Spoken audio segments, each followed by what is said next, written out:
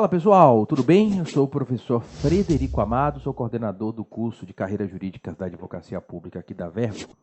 E nesta aula, para a sua melhor preparação para concursos públicos, eu vou trazer 3 decisões repetitivas previdenciárias da Lavra do Superior Tribunal de Justiça, bem fresquinhas, que foram publicadas em 1º de julho deste ano de 2021. A primeira delas envolve o tema repetitivo 862, que envolve o termo inicial do auxílio acidente. É um tema que eu estudei muito porque eu sou parecerista do INSS, a tese da Previdência levada ao STJ é de nossa autoria. É um tema bem interessante, dos mais complexos possíveis, mas para concurso público a gente simplifica apenas no que saiu da decisão. Um dos recursos especiais é o RESP 1786736. Trata-se, na origem, de ação ajuizada pela parte, ora recorrente, enfate do INSS, objetivando o recebimento do auxílio acidente, com termo inicial a ser fixado na data de cessação do auxílio-doença que o precedeu. O juiz de primeiro grau julgou procedente o pedido inicial para condenar o réu à concessão do auxílio-acidente, a partir do dia seguinte ao da cessação do auxílio-doença, observada a prescrição quinquenal. O tribunal de origem, embora reconhecendo o comprovado nexo causal e caracterizada a lesão física que acarreta a redução da capacidade parcial e permanente para a atividade laborativa, no julgamento do recurso de apelação interposto por ambas as partes da remessa oficial, alterou o termo inicial do auxílio-acidente para a data de juntada do laudo pericial. A controvérsia em apreciação cinge-se à fixação do termo inicial do auxílio-acidente decorrente da cessação do auxílio-doença, de acordo com o artigo 23 e 86 da Lei 8213. O artigo 86 caput da Lei 823, em sua redação atual, prevê que a concessão do auxílio-acidente como indenização ao segurado ocorre após a consolidação das lesões decorrentes de acidente de qualquer natureza, resultarem sequelas que impliquem redução da capacidade para o trabalho que habitualmente exercia. Por sua vez, o 86, parágrafo 2º, determina que o auxílio-acidente será devido a partir do dia seguinte ao da cessação do auxílio-doença, independentemente de qualquer remuneração ou rendimento auferido pelo acidentado, vedada sua acumulação com aposentadoria. Assim, tratando-se da concessão de auxílio-acidente precedido de auxílio-doença, a Lei 8213 traz expressa disposição quanto ao termo inicial, que deverá corresponder ao dia seguinte ao da cessação do respectivo auxílio-doença. Essa é a parte fácil. O segurado recebeu auxílio-doença porque sofreu um acidente de qualquer natureza ou causa. Nesse acidente teve uma sequela, como a perda de um dos dedos. Quando a sequela consolida e ele pode voltar ao trabalho com redução da capacidade funcional, o INSS deve converter o auxílio-doença em auxílio-acidente sem a necessidade de um requerimento específico do auxílio-acidente, porque o segurado já fez o requerimento do auxílio por incapacidade temporária, cabendo ao INSS conceder o melhor benefício. Essa parte aqui era tranquila do STJ julgar. O entendimento do STJ, que ora se ratifica, é firme no sentido de que o auxílio-acidente será devido a partir do dia seguinte ao da cessação do auxílio-doença. A parte difícil é: e se o segurado não requereu auxílio-doença e está pedindo auxílio-acidente? Primeira situação. Segunda situação: e se depois que cessou o auxílio-doença a sequela não estava consolidada porque foi algo que se protraiu no tempo? Tem várias situações.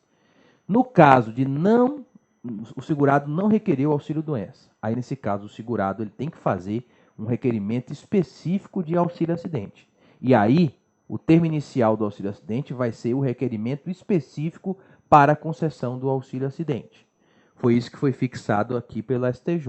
Mas, inexistente a prévia concessão de tal benefício, o termo inicial deverá corresponder à data do requerimento administrativo. Então, em não tendo havido concessão ou requerimento do auxílio-doença, o termo inicial do auxílio-acidente será o requerimento específico do auxílio-acidente. E se o segurado não pediu nem auxílio-doença nem auxílio-acidente e judicializou? Nesse caso, com base no tema 350 do STF, do prévio requerimento administrativo, o STJ deveria ter dito que deveria ter a extinção do processo sem análise de mérito, já que o prévio requerimento é obrigatório como regra. Mas o STJ saiu pela tangente, não analisou o tema 350 e resolveu entrar no mérito, e essa sua posição de prova pedindo a posição do STJ. Inexistentes o auxílio-doença e o requerimento, o auxílio-acidente vai tomar como termo inicial citação. Então, na visão do STJ, a meu ver, que viola o tema 350 em repercussão geral, tanto que isso aqui vai para o Supremo por recurso extraordinário, se não requerer o auxílio-doença nem acidente, o juiz deve, se for o caso do auxílio-acidente, dos pressupostos, sequela, acidente e redução da capacidade funcional para o trabalho habitual, o juiz tem que condenar a partir da citação. Ok? Então, esse é o respectivo posicionamento no âmbito do Superior Tribunal de Justiça. A tese, que é o principal aqui para concurso público, é a seguinte: o termo inicial do auxílio-acidente deve recair no dia seguinte ao da cessação do auxílio-doença, que ele deu origem, conforme determina o artigo 86, parágrafo 2º da Lei 8.213, observando-se, se for o caso, a prescrição quinquenal de parcelas do benefício, que é o que mais interessa para concursos públicos. Ok? Agora nós vamos para o processo judicial previdenciário. O tema é repetitivo 1053, juizados da Fazenda Pública e incompetência para ações acidentárias. Vejam, qualquer ação para concessão, manutenção, revisão ou restabelecimento de benefício contra o INSS, se for benefício decorrente do acidente do trabalho, a competência é da Justiça Estadual. Justiça Federal não julga demandas previdenciárias envolvendo acidente de trabalho em razão da expressa exclusão constitucional do inciso 1 do artigo 109 da Constituição. E essas demandas por acidente de trabalho, competência originária da Justiça Estadual com recurso para o Tribunal de Justiça, devem tramitar na vara estadual comum.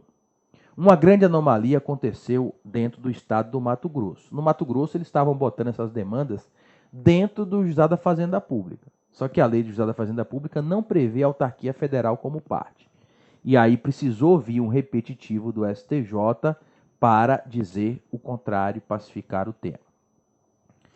O artigo 20 da Lei dos Juizados Federais, que veda a aplicação do procedimento dos juizados federais no juiz estadual, que esteja na competência delegada, também proíbe, pelo diálogo entre as fontes, a aplicação do rito do juizado no juiz estadual que processe demandas acidentárias.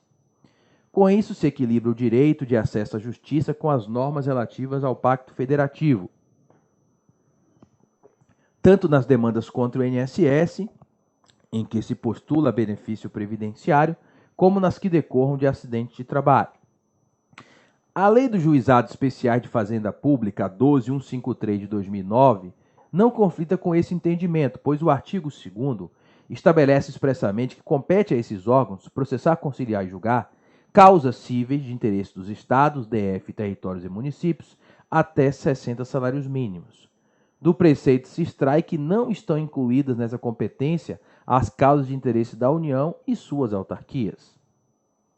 Harmonicamente, o artigo 5º, inciso 2, da mesma lei, define que podem ser réus no Juizado Especial da Fazenda Pública, estados, DF, territórios e municípios, bem como autarquias e fundações e empresas públicas a ela vinculadas. Nessa linha, antes da afetação do tema, diversas decisões monocráticas deram provimento a recursos especiais do INSS em casos idênticos aos dos autos, para reformar decisões declinatórias do Tribunal de Justiça do Estado do Mato Grosso, sob o argumento de que não há previsão para a autarquia federal ser parte em processo no Juizado Especial da Fazenda Pública. Fixa a tese repetitiva no tema 1053. Os juizados especiais da Fazenda Pública não têm competência para julgamento de ações decorrentes do acidente do trabalho em que o Instituto Nacional do Seguro Social figure como parte, ok? E aí precisou aprovar um repetitivo para determinar a adaptação da decisão teimosa do Tribunal de Justiça do Mato Grosso. Ok, pessoal? A terceira decisão de 1º de julho foi a revisão do tema 896, revisão de tese auxílio-reclusão em baixa renda. No tema 896, o segurado venceu a tese do INSS naquela situação do segurado desempregado que foi preso no período de graça. O regulamento do INSS considerava o último salário de contribuição antes da prisão. Só que se no momento da prisão ele estava desempregado, ele não era nem alta nem baixa renda, era sem renda. E o STJ, nesse sentido, segurado desempregado, como no período de graça no dia da prisão, dizia que estava atendido ao requisito de baixa renda. Essa jurisprudência ela foi reafirmada, mas essa tese 896, ela se limita às prisões ocorridas até 17 de janeiro de 2019. Por quê? Porque a partir de 18 de janeiro de 2019 foi publicada a MP 871, que foi confirmada nesse ponto na Lei 13.846 de 2019. E a Lei 8213 passou a adotar um critério específico de baixa renda, que é a média dos 12 últimos salários de contribuição para verificar o critério de baixa renda antes do mês da segregação prisional. Então, teve uma alteração normativa. Então, a tese 896, a despeito de ter sido reafirmada, ela foi limitada temporalmente. Ela se refere à lei previdenciária antiga e somente se aplica às prisões ocorridas até 17 de 1 de 2019, véspera de publicação da MP 871. Vamos aos trechos que eu selecionei. A Lei 13.846 de 2019, resultado da conversão da MP 871, incluiu o parágrafo 4º no artigo 80 da Lei 8213, que diz o seguinte, que a aferição da renda bruta mensal para o enquadramento do segurado como de baixa renda ocorrerá pela média dos salários de contribuição apurados no período de 12 meses anteriores ao mês do recolhimento à prisão. Observando esses atos limites traçados pela presente controvérsia, percebe-se que o regime jurídico, objeto do tema repetitivo analisado, é o anterior à inclusão do parágrafo 4º do artigo 80 da Lei 8213 pela Lei 13.846 de 2019, que estabeleceu um novo critério de aferição da renda mensal do auxílio-reclusão.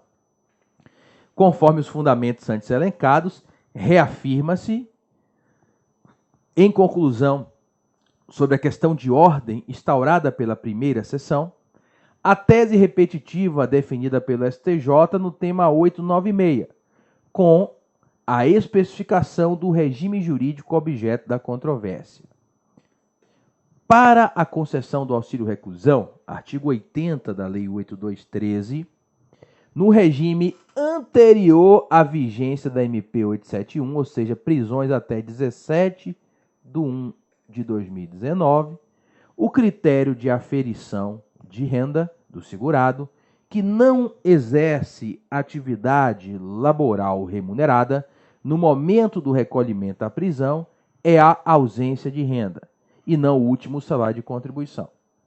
Já para as prisões a partir de 18 de 1 de 2019 em regime fechado, vai fazer a média dos 12 últimos salários de contribuição antes do mês da segregação prisional para ver se fica dentro do respectivo limite de baixa renda. Esses foram, pessoal, os 3 repetitivos previdenciários publicados pelo STJ, julgados pela primeira sessão e publicados em 1º de julho de 2021, para deixá-los preparados para as provas envolvendo o direito previdenciário no âmbito do regime geral de previdência social. Convido a todos aqui aos cursos de carreira jurídica da Verbo. Eu coordeno o curso de carreira jurídica direcionado para a advocacia pública. Fica o convite de vocês para ter a melhor preparação conosco. Além de ministrar direito previdenciário, eu ministrarei as aulas de direito ambiental. Muito obrigado pela atenção e até a próxima.